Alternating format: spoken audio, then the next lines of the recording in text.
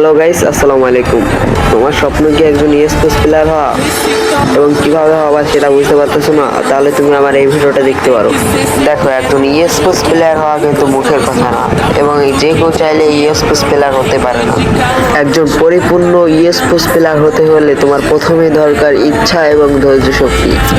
Sports সম্পর্কে জানতে হলে তোমার নিতে হবে বেশি বেশি নলেজ, যেন তুমি পিছিয়ে না পড়ে যাও। তার জন্য বেশি বেশি করতে হবে প্র্যাকটিস, এবং তুমি দেখবে নিজের প্রতিটা টিমমেট কে কোন পজিশনে ভালো খেলে সেই পজিশনে তাদেরকে দিয়ে খেলাবা, এবং তুমি নিজেও দেখবে যে তুমি কোন পজিশনে ভালো খেলো, কোন পজিশনে টিমের জন্য সাপোর্ট দিতে পারো।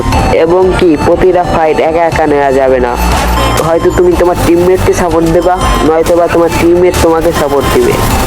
তখন একটা স্ট্রং টিম হয়ে যাবে তোমাদের।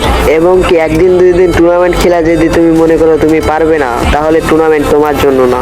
কারণ প্রতিটা টিমই 4 বছর 3 বছর ধরে প্র্যাকটিস করে এই পর্যায়ে এসেছে।